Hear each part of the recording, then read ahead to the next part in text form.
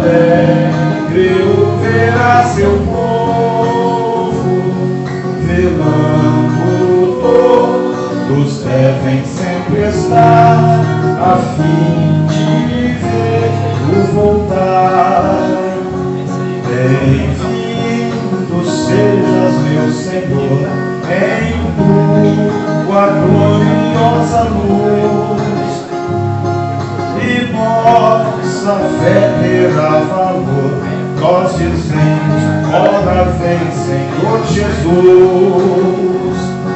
Muito breve sim, Jesus virá, alegre o verá seu povo, velando todos devem sempre estar, a fim de ver voltar. Louvamos a Deus, pois essa experiência que pregamos e que cantamos é também a experiência ou a esperança que vivemos, desejando estar com o Senhor, desejando estar em glória. Abra sua Bíblia no livro do Apocalipse. Glória a Deus. Capítulo de número 19.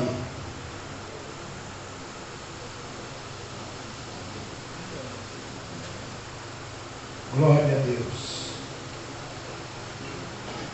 Apocalipse, capítulo 19, a partir do versículo 11.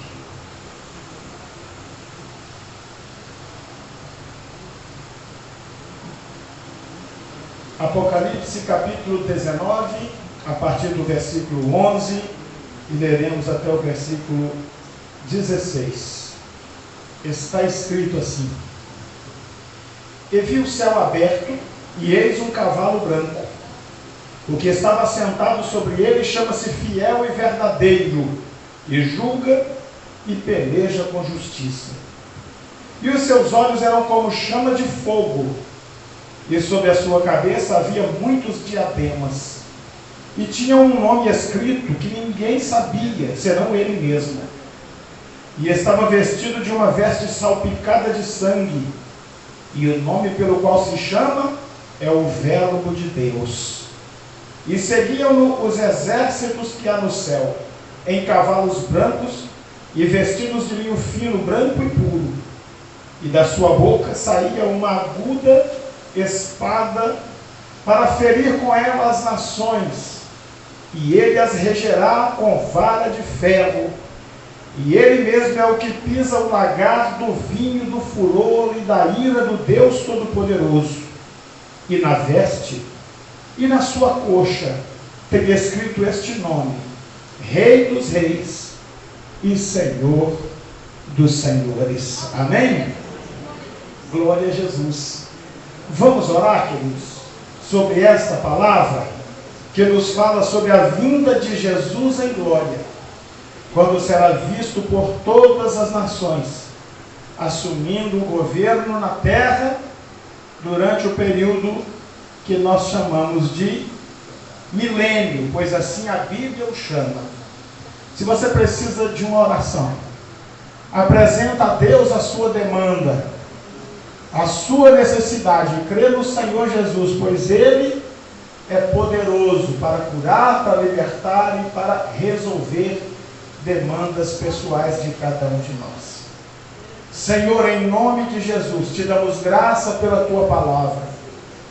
Te damos graça pela esperança que a Tua palavra atribui ao nosso coração, quando fala de um tempo de glória, um tempo de vitória, um tempo de paz, um tempo de alegria, de regozijo, quando a Tua noiva, a igreja arrebatada, estará contigo, governando, julgando todas as nações. Te louvamos, Senhor, porque a nossa vida é vivida dentro dessa expectativa. A nossa vida, ela é vivida dentro dessa esperança. Nós queremos estar contigo em glória, Senhor. Nós queremos viver esse dia que a Tua palavra nos revela. Oh Senhor, e como seremos felizes? Como conquistaremos? Como estaremos perante o Senhor? Oh, glória a Deus, deixando todo o resto para trás. Te louvamos por esse dia abençoado que o Senhor nos tem dado. E por esta noite oportuna e rica, em que nos alimentaremos da Tua palavra. Oramos, Senhor, assim, em nome de Jesus. Amém e amém. Pois bem, meus queridos irmãos, vamos fazer aqui uma retomada bem rapidinha, para a gente poder continuar. Iremos então falar nesta noite sobre o milênio. O milênio nada mais é do que, a próxima tela vai mostrar para vocês, é o período de 1000 anos. A própria palavra millennium, né, no latim, millennium, é a ideia de 1000 anos. Não é nem uma interpretação, é o próprio sentido da palavra. Assim como década é um período de 10 anos, assim como século é um período de 100 anos, milênio é um período de 1000 anos. A próxima tela vai nos trazer alguns textos que necessariamente nós temos que ler hoje. Mas o início do milênio se dá no exato tempo em que completam os 7 anos de governo do anticristo na terra. Então, logo completem as 2 porções de 3 anos e meio, portanto 7 anos, o tempo de governo do anticristo chegará ao fim. Ele será destruído. Satanás, que é apresentado na profecia como o dragão ou a serpente, será preso e Cristo reinará na terra, junto com a igreja, pelo período de 1000 anos. É importante então nós dizermos que na semana passada nós demonstramos aqui que esse período de 3 anos e meio de sofrimento no governo do anticristo, ele de fato é um período em que o anticristo governa a terra com todo o poder de Satanás nas mãos dele. Pois nós lemos aqui o texto em que a Bíblia diz que a besta entregou ao anticristo o seu poder, para que ele fizesse guerra contra os santos e os vencesse. Ou seja, Satanás entrega poder ao anticristo para que o anticristo governe em nome do próprio Satanás nessa terra, e usando desse poder para perseguir a Israel, com o potencial de vencê-lo. Ou seja, Israel, sem ajuda divina, está condenado a perder a batalha para o anticristo e os exércitos dos povos da terra, que cercarão Jerusalém para destruir, não apenas Jerusalém, mas cercarão Israel para destruir aquela nação que estará rebelde contra o governo do anticristo. Muito embora eles não reconheçam a Jesus como o seu Messias, muito embora eles não reconheçam a Jesus como o nosso Senhor, o nosso Salvador, o Filho de Deus, mas eles também rejeitarão a figura do anticristo, porque o anticristo vai exigir das nações que ele receba culto como sendo Deus. E Israel então irá quebrar o pacto, romper a aliança com ele, e todas as nações serão congregadas pelo anticristo para cercar e destruir Israel. Este é o momento do final do reinado do anticristo. Vamos ler 2 Tessalonicenses capítulo 2, versículos 8 a 10. Essa é uma parte profética. Já o apóstolo São Paulo, em seus escritos, está deixando registrado aqui a ação, o conflito entre Jesus e o anticristo. Segundo aos Tessalonicenses capítulo 2, versículos 8 a 10. E então será revelado o iníquo, a quem o Senhor desfará pelo assopro de sua boca, e aniquilará pelo esplendor da sua vinda. A esse cuja vinda é segunda, a eficácia de Satanás. Perdão, deixa eu botar aqui. A esse cuja vinda é segunda, a eficácia de Satanás, com todo o poder e sinais e prodígios de mentiras, e com todo o engano da injustiça, para que os perecerem, porque não receberam o amor da verdade para se salvarem.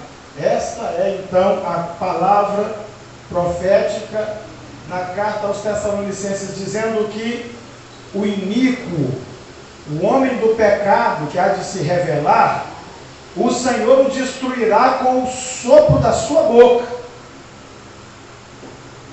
O anticristo diz no versículo 8, observe aí, está escrito no versículo 8 com todas as letras que ele será aniquilado pelo esplendor da vinda de Jesus.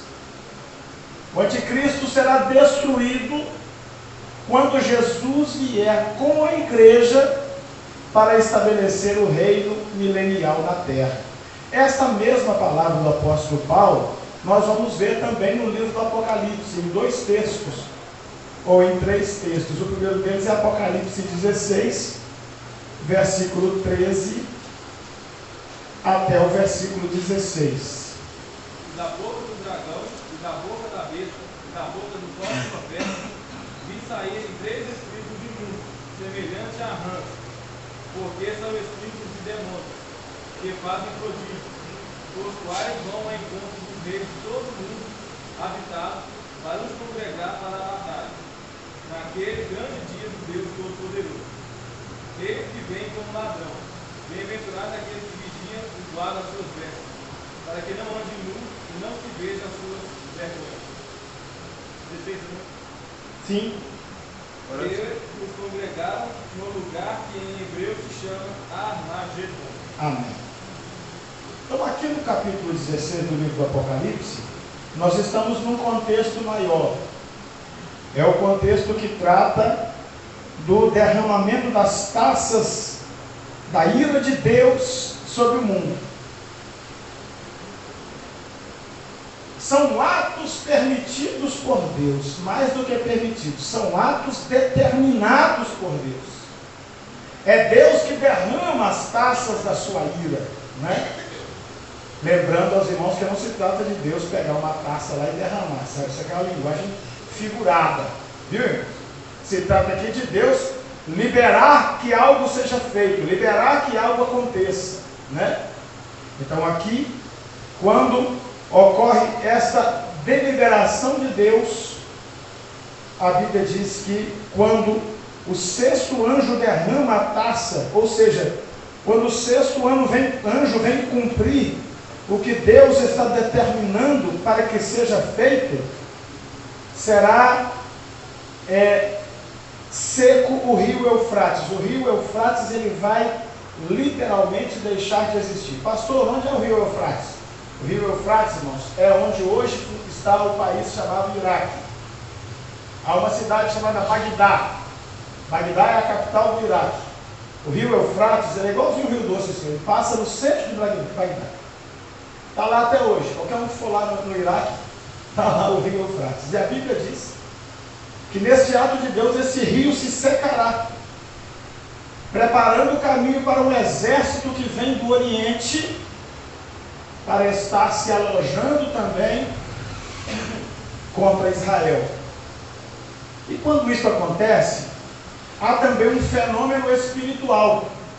A Bíblia diz que 3 demônios, da boca do dragão, e da boca da besta, e da boca do falso profeta, João vê 3 espíritos malignos, 3 demônios, ou seja, 3 entidades malignas que dominam a tríade satânica. Todas as vezes que o irmão vê a expressão o dragão, a besta e o falso profeta, a Bíblia está fazendo referência a Satanás, que é o dragão, a antiga serpente, a Bíblia diz literalmente, o dragão, a antiga serpente, que é Satanás. Então não cabe outra interpretação naquilo que a própria Bíblia já deu. Então o dragão aqui nesse texto é Satanás. A besta é o anticristo. E o falso profeta é um espírito, alguém possuído de um espírito de engano que será usado como um meio de proferir reconhecimento público ao anticristo. É um porta-voz. O profeta é aquele que fala em lugar de alguém. O falso profeta, assim como profetas falam em nome de Jesus, o anticristo terá alguém que profere a sua mensagem, que fala em nome dele, que dissemina a sua filosofia pelo mundo. E a Bíblia diz que João vê demônios saindo, espíritos imundos, sendo liberados desses três seres. E esses espíritos imundos, eles fazem prodígios, eles vão ao encontro dos reis do mundo inteiro para convocar esses reis com os seus exércitos para uma batalha naquele que a Bíblia chama de o dia do Deus Todo-Poderoso. O dia do Deus Todo-Poderoso é o dia em que Jesus vem com a igreja para acabar com a grande tribulação e iniciar o milênio. O rio Eufrates é seco para permitir que exércitos do norte, do Oriente, que nós entendemos como Mongólia, Japão, China, Coreia, Laos, Camboja, Vietnã, todas as nações que estão lá ao oriente de Israel, ou seja, Israel será cercado por cima, pelo norte, Rússia, Síria, Líbano, Turquia. Israel será cercado pelo sul, Egito, nações africanas, Irã. Israel será cercado pelo oeste, que é o mar Mediterrâneo, todas as nações da Europa, Itália, Grécia, Albânia, Sérvia, Montenegro, Espanha, Portugal, que são todas as nações que, através do mar Mediterrâneo, conseguem chegar até Israel. Israel será cercada de todos os lados para a batalha do dia do Deus Todo-Poderoso. Agora vamos ler mais Apocalipse, capítulo de número 18, versículo 1 a 3. E depois dessas coisas, vi descer do céu outro anjo, que tinha grande poder, e a terra foi iluminada com a sua glória. E clamou fortemente com grande voz, dizendo: Caiu a grande Babilônia, e se tornou morada dos demônios, e abrigo de todo o espírito imundo, e refúgio de toda ave imunda aborrecível.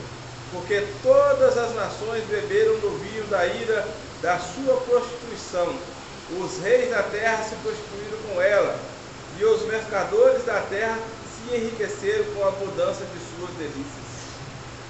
Aqui no capítulo 18, o anjo do Senhor proclama o decreto da queda do reino do anticristo. Caiu a grande Babilônia. A grande Babilônia aqui é uma descrição profética do império do anticristo. Lembrando que Babilônia significa uma referência ao primeiro grande império mundial, que é o império de Nabucodonosor. Do império de Nabucodonosor, lá na Babilônia, surgiu o segundo grande império, que foi o Medo-Persa, do rei Ciro e do rei Dário e dos que vieram depois dele. Do império Medo-Persa veio o terceiro império, que é o império grego, de Alexandre Magno, ou Alexandre o Grande. E do império de Alexandre o Grande surgiram 4 impérios menores, do meio dos quais surgiu o Império Romano. Então, quando a Bíblia faz referência ao império da Babilônia, ele está fazendo uma linha do tempo referindo-se a um império que dominou o mundo inteiro, então conhecido. Porque o império do anticristo vai dominar o mundo inteiro. Entenda uma coisa, irmãos, nós não vamos poder entrar nesse aspecto aqui. Mas o império do anticristo, ele vai ser um império chamado totalitário. Hoje, alguns imperadores mundiais, eles imperam politicamente e repelem a religião. Ou eles imperam religiosamente e repelem a política. Por exemplo, nas nações muçulmanas mais radicais, política praticamente não existe. Os ayatolás, os líderes religiosos, decidem quem vence a eleição. O povo até vota. Mas se o resultado da votação não for referendado pelo ayatolá, que é o líder máximo do Islã, aquela eleição é anulada. Então, o povo vai lá e vota. Votou no irmão Mohammed Gênesis, porque lá todo mundo é Mohammed. Se o Mohammed Gênesis não for de agrado do ayatolá, ele fala: conversei com Allah esta noite, Maomé, o profeta, me visitou, e esse menino Mohammed aí não é o que Allah escolheu. Pronto, o povo vai votar de novo. Então, em alguns lugares, a religião absorve a política.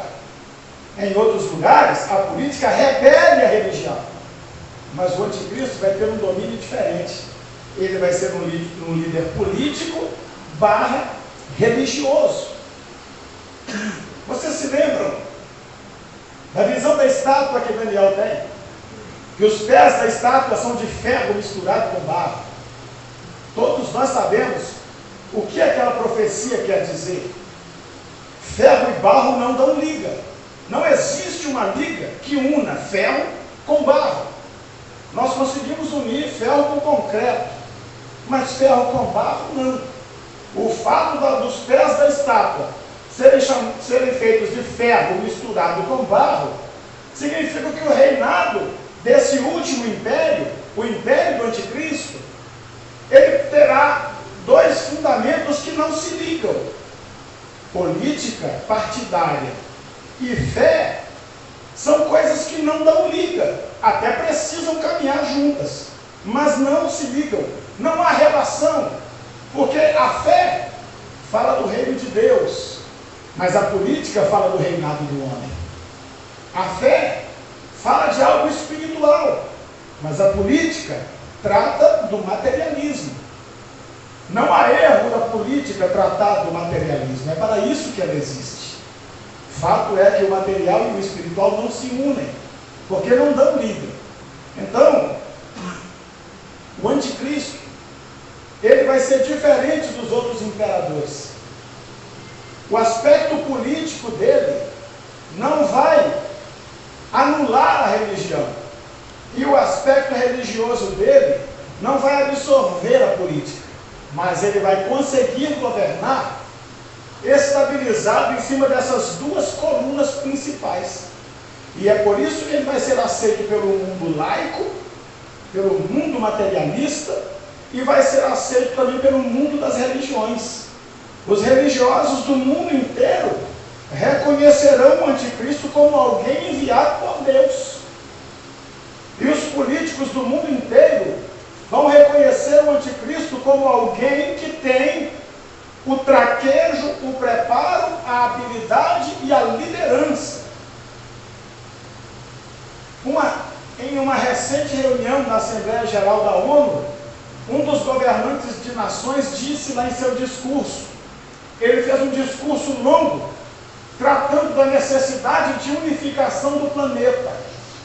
Ele dizia que ao unificarmos o planeta, nós iremos acabar com o racismo, porque não haverá mais etnias nem nações. Seremos todos frutos da Mãe Terra.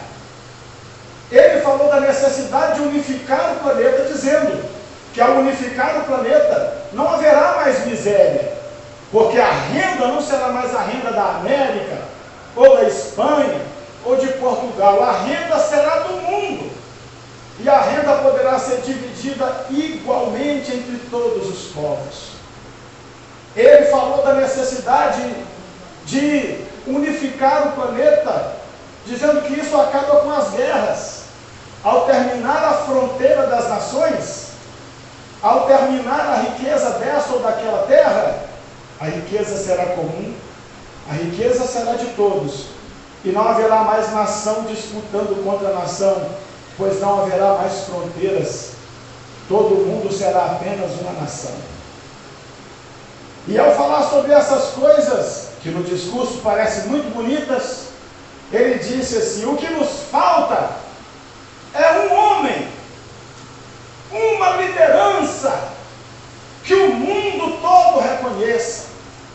Quando essa liderança surgir e todos olharem para ele e entenderem que ele é capaz de aglutinar o mundo e nos liderar no caminho que vença as diferenças das nações, o céu será aqui na terra mesmo. E ele encerrou seu discurso dizendo: encontrem esse homem, dai-nos este homem, seja ele Deus ou o diabo, nós o receberemos. O espírito do anticristo já opera. Os falsos profetas já estão aí. O sujeito faz um discurso de meia hora, e quando a gente ouve o discurso, são palavras maravilhosas. O que eu disse de errado aqui até o final? Nada. Não ter mais guerras, não ter mais fome, não ter mais nações milionárias ou miseráveis, não ter mais conflitos de etnia, nem de raça, nem de cor. Oh, que discurso gostoso de se ouvir. E ele termina o seu discurso dizendo: nós precisamos de um homem, e seja ele Deus ou o diabo, nós o aceitaremos. Irmãos, a ONU é a plataforma que vai aglutinar as nações do mundo inteiro. Mas o dia do Senhor virá como um ladrão na noite. Todos os propósitos do homem falharão, fracassarão, porque a boca de Deus determinou que os dias desse mundo, eles estão contados. Contados. No texto que acabamos de ler, é proclamado o fim do reinado do anticristo. E aqui é a expressão caiu a grande Babilônia, é uma expressão que fala diretamente da coluna religiosa do domínio do anticristo. Eu não posso ir muito além por causa do nosso tempo, mas o anticristo só vai se firmar em países europeus e americanos, porque a maior instituição religiosa do mundo vai oferecer a ele toda a sua estrutura, toda a sua confiança. Imaginem os senhores que o Papa da época, nós não sabemos quem será, como porta-voz de um segmento religioso que congrega mais de 2 bilhões de pessoas, ele vai apresentar o anticristo como um líder mundial. E a descrição Babilônia aqui é uma descrição direta dessa face religiosa do governo do anticristo. É a primeira que cai. Pois Israel reconhecerá o demônio naquele homem, quando ele passar a exigir adoração como sendo Deus. Caiu a grande Babilônia. Caiu e se tornou morada de demônios, abrigo de todo espírito imundo, refúgio de toda ave imunda e aborrecível. Olha a descrição que se faz aqui, irmãos. Porque todas as nações beberam do vinho da ira da sua prostituição. Os reis da terra se prostituíram com ela, e os mercadores da terra se enriqueceram com a abundância das suas delícias. É uma descrição não da igreja católica, irmãos, como uma instituição religiosa, mas é uma descrição do Vaticano e o poder que o Vaticano exerce no mundo. O Vaticano é uma cidade-estado, é reconhecido como uma nação, e a pessoa que ocupa a primazia do Vaticano não é apenas um líder religioso, ele é reconhecido no mundo inteiro como um chefe de Estado. Então, quando ele viaja pelo mundo, não é um líder religioso que está viajando, é um presidente, é um chefe de Estado, e assim ele é recebido. É recebido com honras militares, não por causa da religião, mas por causa do que no Tratado de Latrão é uma região da Itália, viu, irmãos?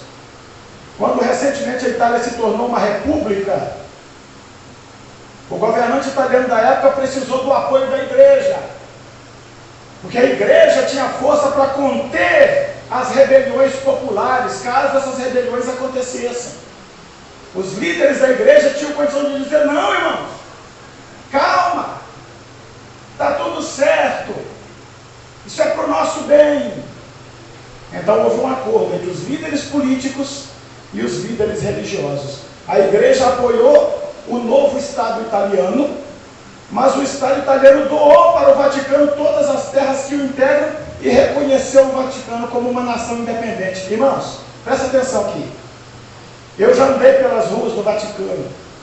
O Vaticano é do tamanho do bairro IP. O Vaticano é um país do tamanho do bairro IP. Com meia hora de uma boa caminhada, a gente atravessa o Vaticano de um lado ao outro. Mas é um país, é o menor país do mundo. Menos do que um bairro, mas tem autonomia política, tem administração própria e tem o Banco do Vaticano, assim como o nosso Banco Central do Brasil. E negocia com o mundo inteiro. E a Bíblia diz: todos os reis da terra se enriqueceram. Mas nós não podemos descer. Isso aqui é só uma ponta da influência do poderio religioso no mundo político, no mundo econômico, e como o anticristo vai se servir disto para estabelecer domínio sobre todo o cristianismo mundial caído, todo o cristianismo mundial que tiver ficado aqui, todos os cristãos do mundo que não forem arrebatados para os céus estarão entregues debaixo deste governo. Aqui então está a proclamação que o reino do anticristo já está mancando, porque o seu lado religioso foi jogado por terra. Logo, os reis da terra se afastam e o poderio político também vai embora. Mas ali no capítulo 20, versículo 1 a 3, o poder espiritual do governo do anticristo acaba. Aleluia! Apocalipse 20, 1 a 3. E vi descer do céu um anjo que tinha a chave do abismo e uma grande cadeia em sua mão. Ele prendeu o dragão, a antiga serpente, que é o diabo e Satanás, e amarrou por 1000 anos. E lançou no abismo e ali encerrou, e pôs selo sobre ele, para que mais não engane as nações, até que os 1000 anos se acabem. E depois importa que seja solto por um pouco de tempo. Guarda esse ponto aí, até que os 1000 anos se acabem. E depois importa que seja solto por um pouco de tempo. Aqui, o anticristo já não tem mais o poder maligno que ele tinha para operar no mundo, pois a Bíblia diz, no versículo 1, que do céu desceu um anjo que tinha a chave do abismo, ou seja, a chave do inferno. Chave aqui, irmão, não é chave. Isso aqui é uma linguagem figurada, pelo amor de Deus. Aqui, o anjo vem com autoridade para introduzir Satanás no abismo e prendê-lo lá. Chave aqui é símbolo de autoridade, de poder. Então desce o anjo do céu, uma cadeia em sua mão, ou seja, ele está com poder e autoridade para prender o diabo. Versículo 2, ele prendeu o dragão, a antiga serpente, que é o diabo e Satanás, e o amarrou por 1000 anos. É aqui que a gente entra no assunto do milênio que nós iremos trabalhar hoje. Já estamos trabalhando. E o inimigo vai ficar preso por 1000 anos, lançado no abismo, diz o versículo 3. Selado e encerrado. E durante esse tempo, Satanás não poderá exercer poder de engano sobre o mundo, até que os 1000 anos se acabem. E depois, ele será solto por mais um tempo. Este é o final do anticristo. Paulo diz que com o hálito de sua boca, o Senhor o destruirá. Ele é destruído. O poder que o sustentava é derrubado. Caiu a grande Babilônia, caiu o império do anticristo.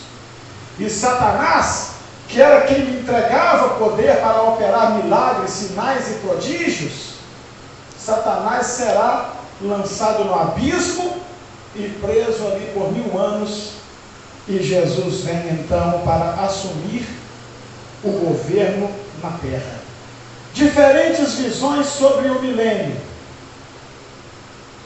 Mais uma, pastor. A primeira visão sobre o milênio que a teologia estabelece é a ideia pré-milenista.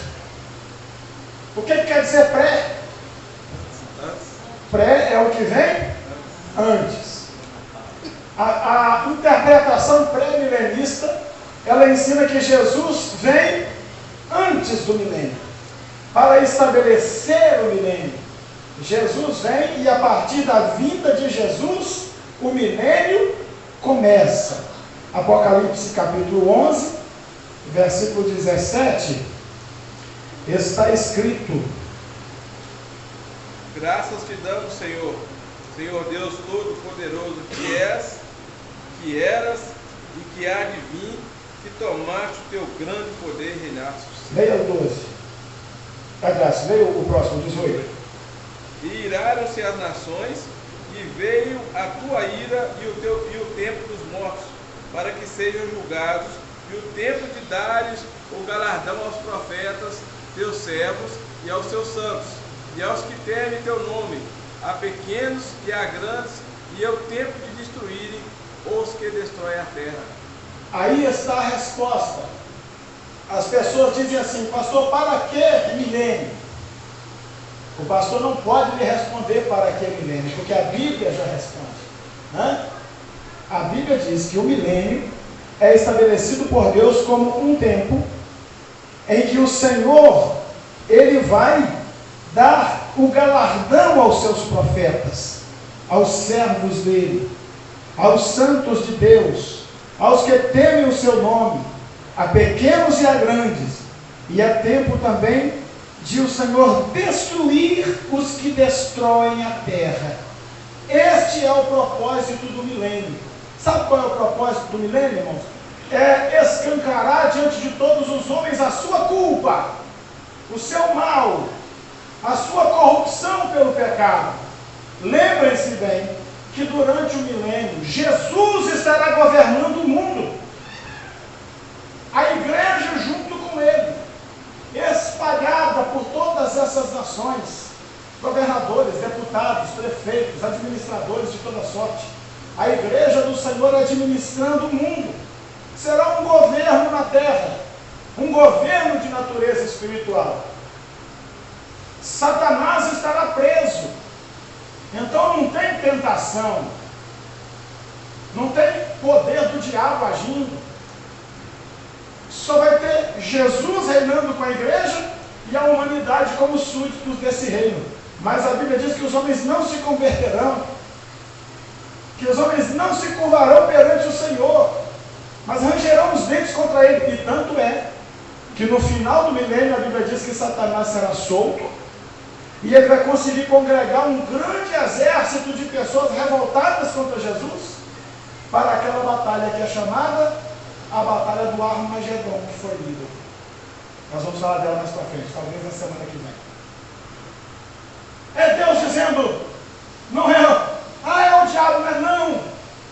As pessoas serão governadas por Cristo, e mesmo assim se voltarão contra ele, estando Satanás preso, selado, sem poder nenhum para fazer nada.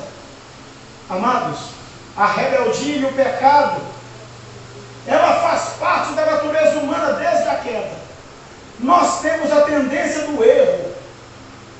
Nós queremos o nosso próprio governo. O nosso pescoço não se sujeita a nenhum tipo de domínio.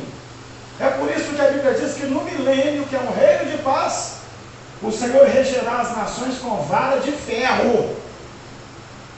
Não pensem os senhores que as nações do mundo inteiro vão dizer, oh, que maravilha! Não. Jesus reinando, que bênção. Não. Jesus regerá as nações, diz a Bíblia, com vara de ferro. Porque as pessoas não vão se sujeitar. Eles não vão se dobrar. Eles vão se dobrar ao anticristo, mas não vão se dobrar a Jesus. Por convocação do anticristo, eles vão cercar Israel, mas eles não se sujeitam a Cristo. 1000 anos depois, boa parte dessas multidões estarão atendendo a uma convocação do próprio Satanás para a última das batalhas, a batalha do Armagedon. Mas aqui nós percebemos claramente que Jesus vem para estabelecer o milênio, e o propósito do milênio é colocar a igreja em posição de governo, ou seja, galardoar os profetas, os santos de Deus, os servos do Senhor, aqueles que temem a Deus. Este é um dos propósitos do milênio. E o segundo propósito do milênio é um tempo para destruir os que destroem a terra. Todos esses milhões e milhões de homens e mulheres que ao final do milênio atenderem à convocação do anticristo serão varridos na batalha do Armagedon. Mas é como eu disse, nós iremos ver isso um pouco mais na frente. Quando surgiu a visão pré-milenista, vai, pastor? E quais são as pessoas que defendem essa visão? Mais uma. Bom, no século I, o pai da igreja, chamado Irineu, Filipe de Cesareia e Alexandre desenvolveram um entendimento bíblico a respeito do pré-milenismo, ou seja, da vinda de Jesus com a igreja para estabelecer o milênio. No século XIX, um teólogo chamado John Darby, e no século XX, o grande evangelista Billy Graham, são pessoas que continuam ensinando e pregando essa fé. E hoje, um dos maiores apologetas do pré-milenismo é o pastor Rosivaldo Araújo, que está aí vivo, servindo ao Senhor e ensinando essa doutrina maravilhosa. Qual é o contexto? Vai lá, pastor. O contexto dessa fé é o cumprimento literal da Bíblia. Como o Apocalipse é um livro de literalismo, mas também de muitas mensagens simbólicas e figuradas, existem algumas correntes teológicas que entendem que o milênio não é real. O milênio é uma ilustração, é uma simbologia. Mas esses teólogos todos desenvolveram e continuam pregando e ensinando a doutrina de que Jesus vem antes do milênio. A Bíblia se cumpre literalmente, e a vinda de Jesus, ela é a porta que se abre para o milênio começar. Esta é a visão pré-milenista, mas tem uma outra. Essa visão é a amilenista. O sufixo a ali indica negação ou contrariedade. Quando alguém diz assim, eu sou abstêmio, significa que a pessoa não bebe. Né? Eu sou apolítico, eu não gosto de mexer com negócio de política. Então, amilenista ali, o as é a ideia do contrário. Essa é a corrente que defende que o milênio ele é literal, mas ele não é profético. Ele já está acontecendo. Para eles, o milênio não é um tempo literal de 1000 anos, é um tempo profético. E ele compreenderia o tempo desde a ressurreição de Jesus até a sua vinda com a igreja. Sabendo que já estamos chegando a 2000 anos, né? Há quase 2000 anos da ressurreição do Senhor. Então, na visão amilenista, o entendimento deles é que o milênio, então, é algo que não é literal de 1000 anos, é um período profético, mas esse período profético não está no futuro, ele está no presente. Começou quando Jesus ressuscitou e vai durar até quando Jesus voltar. Leia João 16, versículo 11. E do juízo, porque já o príncipe desse mundo está julgado. Eles entendem que esse então é o pontapé, né, inicial. João capítulo 16, versículo 11. E ainda no capítulo 12, versículos 31 e 32.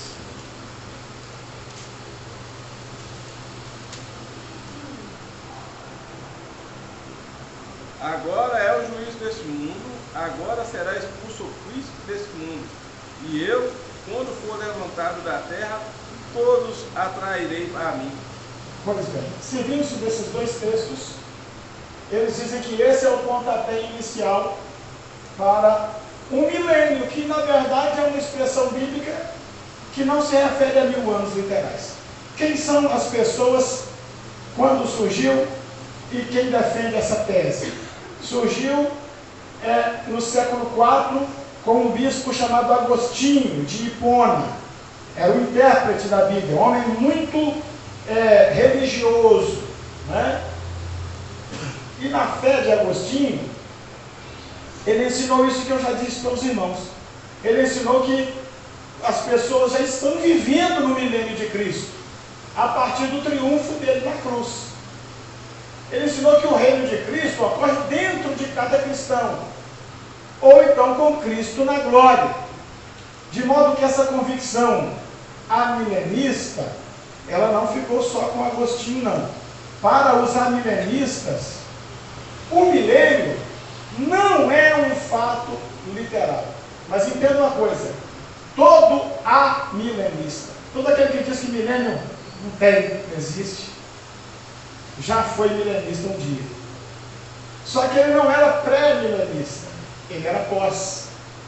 E como com o passar dos anos a convicção pós-milenista caiu por terra, as pessoas que abandonaram a doutrina bíblica do pré-milenismo e começaram a acreditar no pós-milenismo, acabaram ficando sem fé nenhuma e passaram a se considerar como Agostinho um amilenista.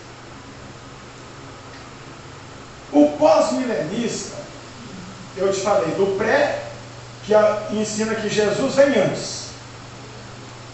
Eu falei do amilenista, que é aquele que diz que não tem milênio, coisa nenhuma. Mas tem também os tais dos pós-milenistas. Eles acreditam que Jesus vem depois do milênio. A volta de Jesus acontecerá após o período do milênio. E que esse milênio não é um período literal de 1000 anos. Então, o que o pós-milenista tem em comum com o amilenista? Ele tem em comum o fato dele acreditar que os 1000 anos não são 1000 anos literais, são 1000 anos proféticos. Mas não existe base bíblica para essa fé. Porque o Apocalipse, nas 2 vezes que fala, ele fala de 1000 anos mesmo. E a Bíblia, quando fala de tempo profético, lá em Daniel, as 70 semanas que nós estudamos aqui, a própria Bíblia diz que são tempos proféticos, não são tempos literais. Para eu acreditar que o milênio não era um período de 1000 anos, eu teria que encontrar na Bíblia algum texto que dissesse, assim como nas 70 semanas de Daniel, a Bíblia diz, são 70 semanas, são 70 semanas de anos, então a Bíblia diz que é. Aqui não. Aqui a Bíblia diz que é milênio. E ela não diz outra coisa a não ser isso. Portanto, eu não posso pregar aquilo que a Bíblia não diz. Eu não posso ensinar o que a Bíblia não ensina. Quem são os pós-milenistas mais comuns nesse tempo? A convicção pós-milenista surgiu no século XVI. E para variar, nosso irmão Calvino, John Calvino, ou John Calvin, que nós chamamos de João Calvino, o pai das institutas, né, do calvinismo, ele é também a pessoa cuja convicção orientou muitas gerações a acreditar nessa convicção de que Jesus vem depois do milênio. Mas, irmãos, nós não temos nenhuma base bíblica para isso. Tá? No próximo slide vem o que nos interessa. Nós, pentecostais, somos pré-milenistas. A fé pentecostal mundial, cremos no milênio. Vamos ler junto essa frase aqui, por favor. Vamos lá, 1, 2, 3. Cremos no milênio literal na terra, sobre o reinado de Cristo, após o arrebatamento da igreja, o derramamento da ira de Deus, a grande tribulação e a prisão de Satanás. Essa é a nossa fé. Quando o milênio começa? O milênio começa. Primeiro vem o arrebatamento da igreja. Depois vem a grande tribulação com o derramamento da ira de Deus sobre a terra. E aí vem a prisão de Satanás. E aí sim o milênio, ele de fato começa. Essa é a doutrina que temos visto segundo as Escrituras. E é essa doutrina que nós pregamos. Então vamos recapitular com as próximas páginas, os próximos slides. Aqui nós vamos recapitular. Vamos lá, pastor.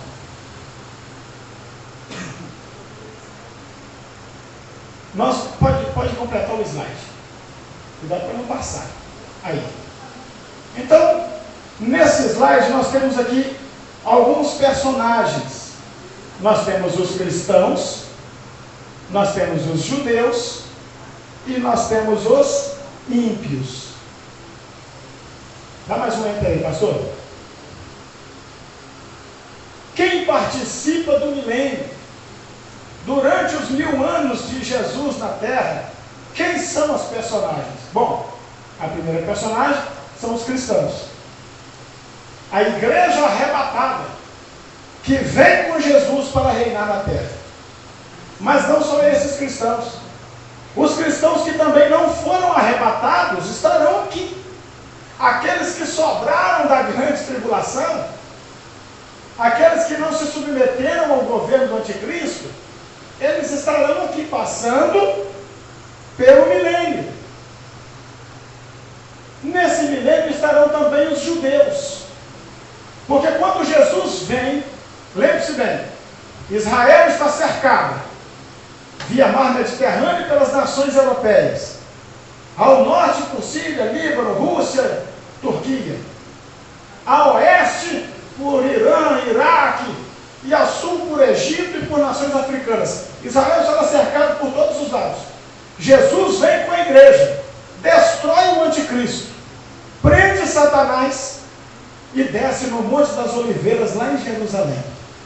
Cumpre-se a profecia que diz: e olharão para mim aquele a quem traspassaram, e me perguntarão: que feridas são essas nas tuas mãos? Que feridas são essas em teus pés? Estas são as feridas com que fui ferido na casa dos meus irmãos. É a conversão nacional de Israel. Agora eles olharão para Jesus e dirão: eis aí o Messias que nós esperávamos. Israel recebe agora a Jesus como Messias de Deus. E Israel será uma nação peculiar, uma nação exclusiva. Na verdade, Israel será a capital mundial do império de Jesus. Jesus vai reinar no mundo a partir da cidade de Jerusalém, onde ele descerá. Os ímpios também. Aqueles ímpios que não vão se converter, que não vão se arrepender. Após o período da ira de Deus, Jesus volta para prender Satanás e para estabelecer o milênio. Pastor, existe uma dúvida. O seguinte: aquele primeiro slide ali, os cristãos descem com Jesus. Os que foram arrebatados, passaram 7 anos no céu, Jesus volta, destrói, prende a besta, prende Satanás, destrói todos os exércitos que cercavam Israel. Sim. E vai encontrar um monte de gente que ficou aí, tanto salvos quanto não salvos, pessoas normais, vivas. Mas os que vêm com Jesus, nós seremos Já vão vir transformados. Exato. Como os anjos de Deus, não se casam, não se tem casamento, Isso. não adoece, não tem mais problema nenhum. Seremos como ele é. Isso, mas vamos conviver com pessoas normais durante Sim. 1000 anos, que vão se reproduzir, vão se casar, Exatamente. vão crescer, vão ampliar, vão encher esse mundo de gente novo, a qual vai ter aquela guerra depois.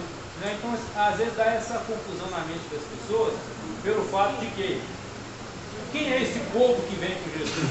Sim, é os crentes transformados de todas as eras da igreja, né?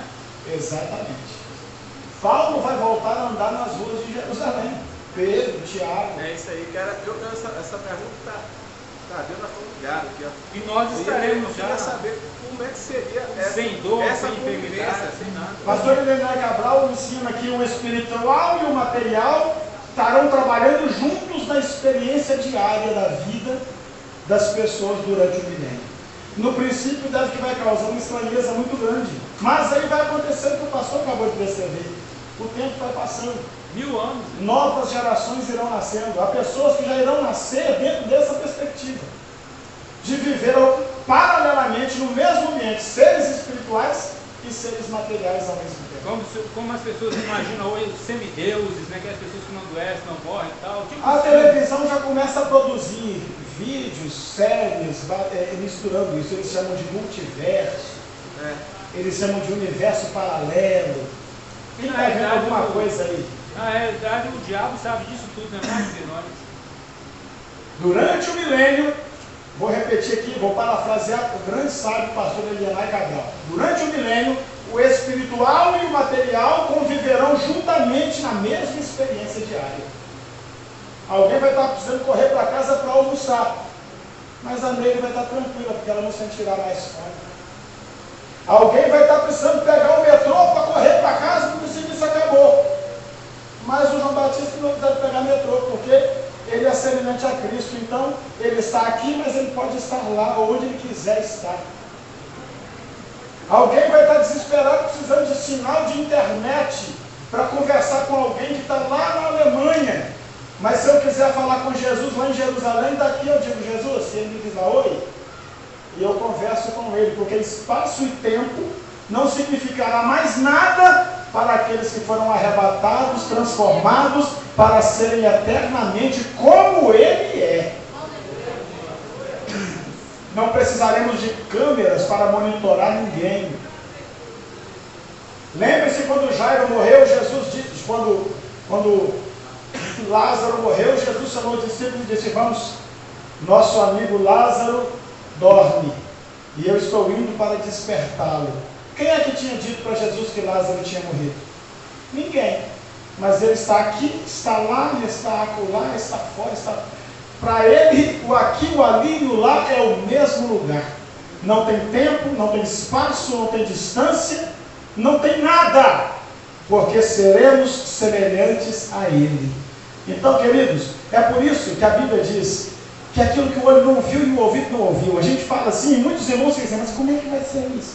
Principalmente aqueles que têm um pouco mais de dificuldade. Irmãos, aquilo que o olho não viu, o ouvido não ouviu, o que a igreja vai viver durante o milênio, é algo de uma glória tal, que é impossível para nós explicarmos literalmente, mas nós seremos como ele é. A resposta bíblica é, nós seremos como ele é.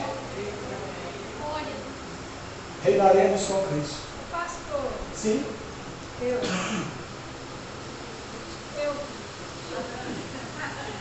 Sim. deixa eu perguntar.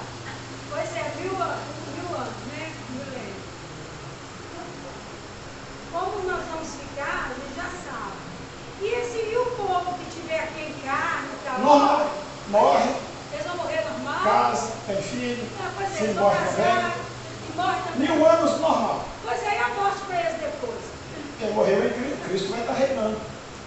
Quem morreu em Cristo vai cumprir o versículo que diz. E esses aí de branco, quem são? Ah, não sei. Esses são os que vêm da grande tribulação. Sobraram. Eles não são arrebatados, não. Eles vêm da grande tribulação, passaram pelo milênio. Então esse versículo aplica neles. Exatamente. a morte vai acontecer uma transformação, então, né? Porque vai ter um tempo que a morte vai ser presa, mas não é aí, né? Não. Aí vai ter morte. Durante o milênio é vida normal, mas vai ser um reino de equilíbrio, Pois é, mas aí um tem reino morte. de paz. Mas aí tem morte, velório, Normal. tal. E aí, Mas para os salvos a morte não tem mais efeito só nenhum. que está ali, mas já está no nosso meio. Para nós 1000 anos vai ser como um dia, e um dia 1000 anos. Para aquele que está em Cristo, tem tempo ruim.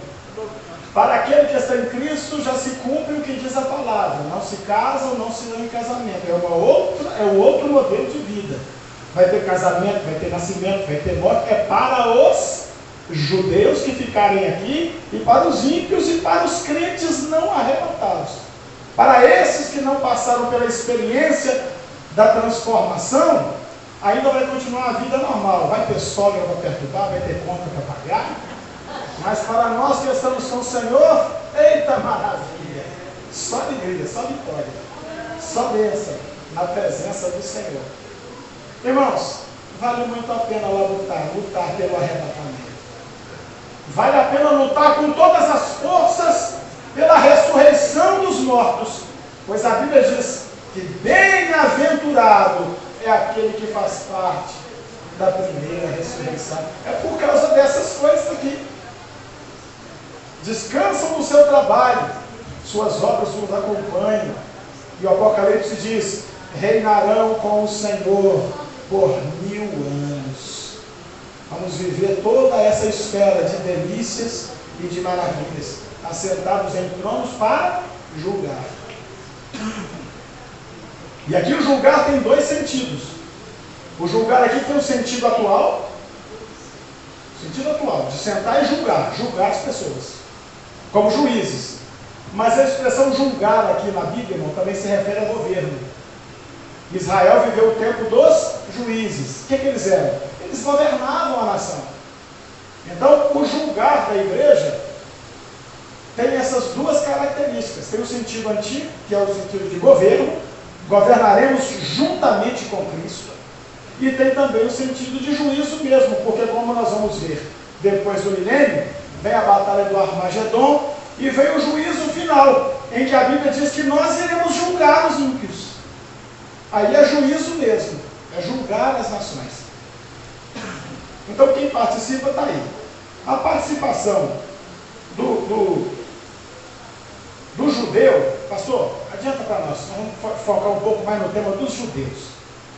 É importante, irmãos, a gente considerar o povo judeu. Aí todo mundo com seu kipazinho na cabeça, né?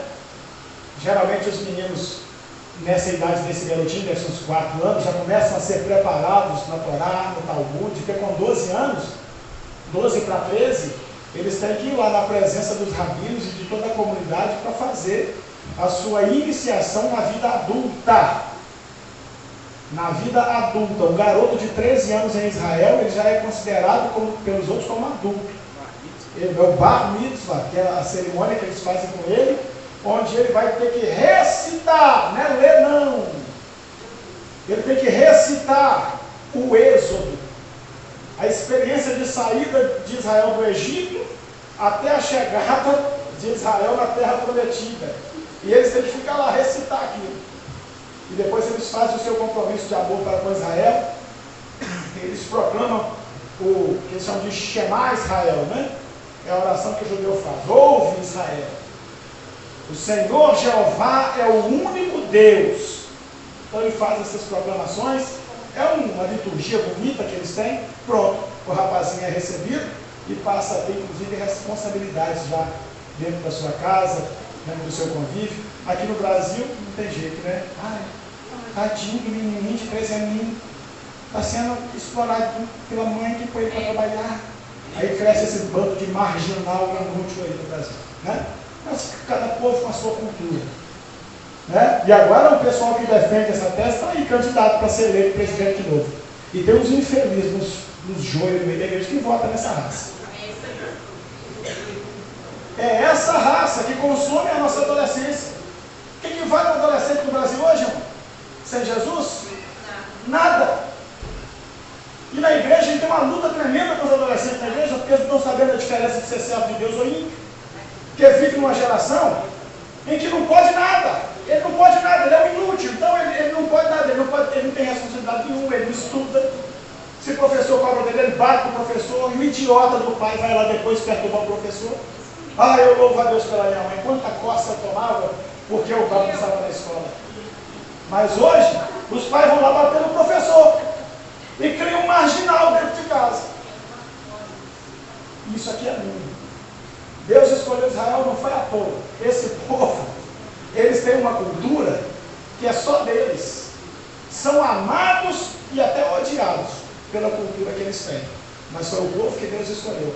Porque Deus não podia escolher brasileiro, não, irmão. Nós não servimos para o plano redentor, não. Brasileiro é por tudo isso que nós falamos aqui.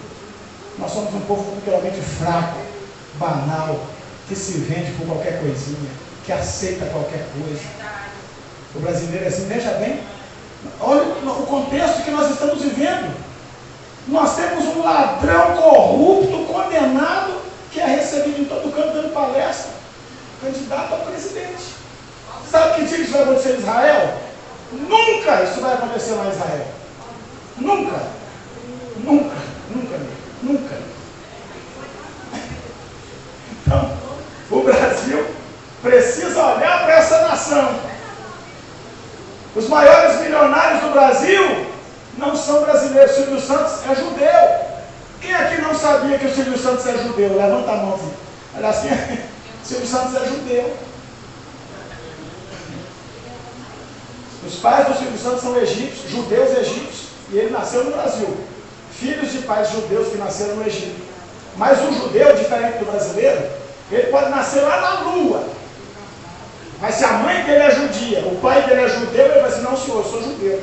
Ah, você nasceu no Brasil, não interessa. Ele não abre mão de quem ele é. As grávidas brasileiras, o que elas mais fazem?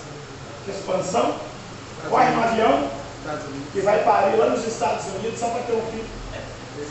Sabe que dia que o judeu vai abrir mão da nacionalidade dele? É nunca! Mas nós corremos lá. Nada contra, meu irmão. A mulher que engravida e tem um filho lá. A Vitória mesmo é americana. Morava lá. Engravidou lá, a Vitória nasceu lá. Problema nenhum. How are you? Sabe inglês não? Sabe. O how are you todo mundo sabe. É igual o The Book is on the Table, todo mundo sabe. Quem não sabia que o Silvio Santos era judeu, também não sabia que a Vitória era americana. Já tem um monte. Nada contra. Mas eu estou só fazendo uma comparação para dizer assim: uma judia, filho dela pode nascer em Júpiter.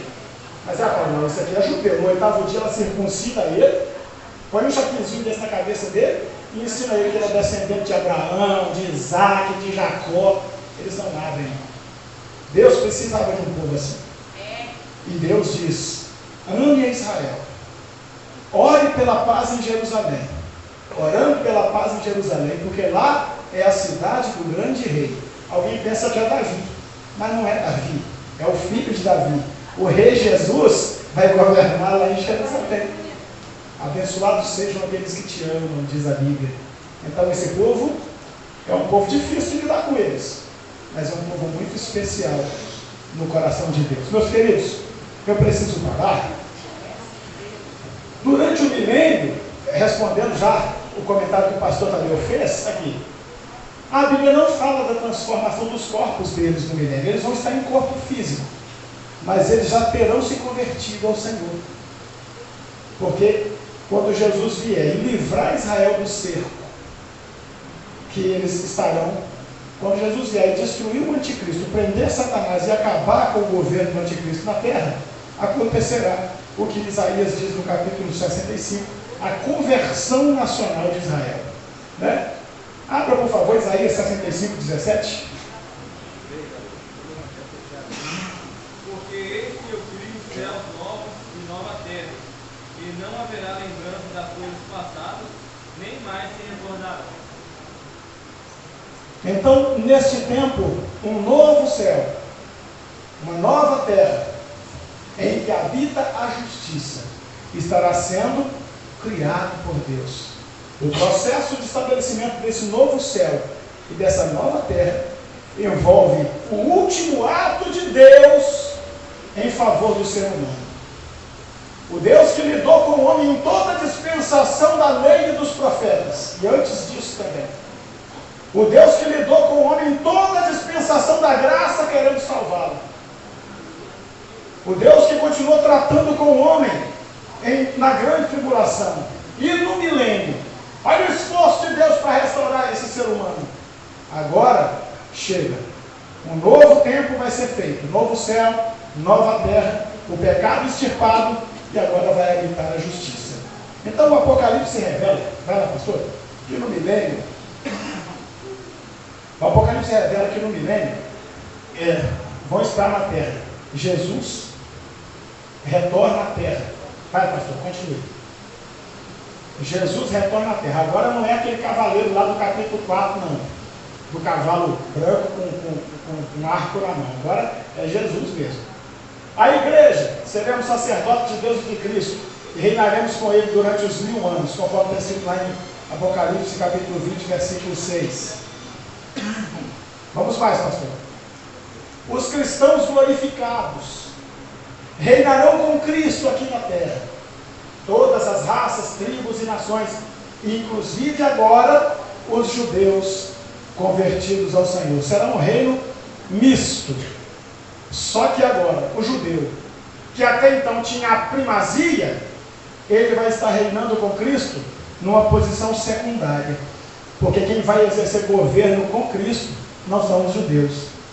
É a igreja do Senhor, não é?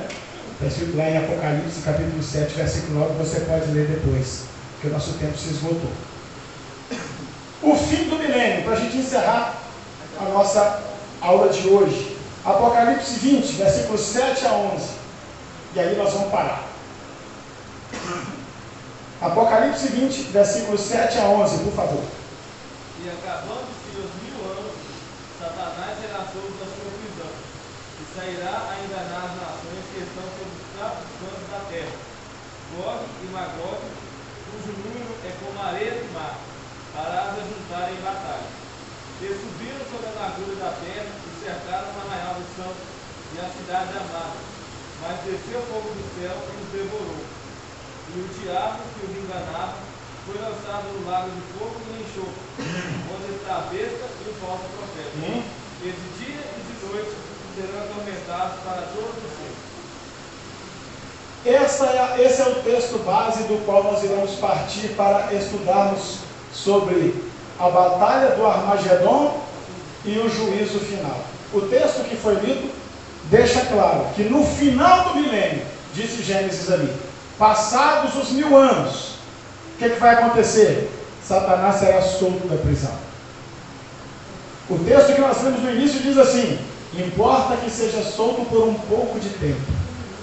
Nesse pouco de tempo, Gênesis leu, ele vai seduzir as nações e congregá-las para uma grande batalha que profeticamente é chamada de Armagedon.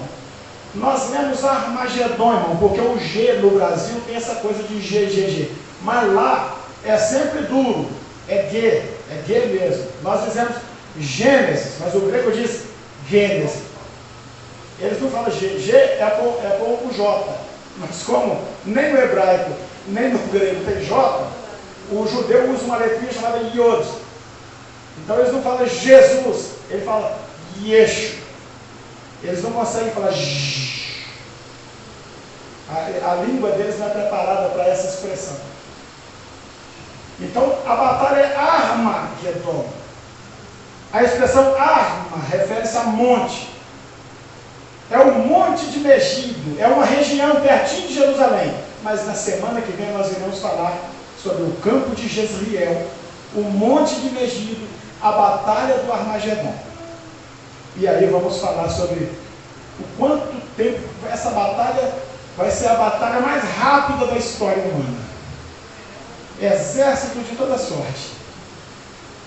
Mas Jesus irá lutar pessoalmente. Jesus é general valente, viu, irmão? Sabe quantos generais russos já morreram nessa guerra? Nenhum. Porque eles não vão na guerra, ele manda um soldado ir. Entendeu? Mas Jesus é um general diferente, ele vai lá lutar. E a Bíblia diz que ele... terça-feira que vem, cenas do próximo capítulo.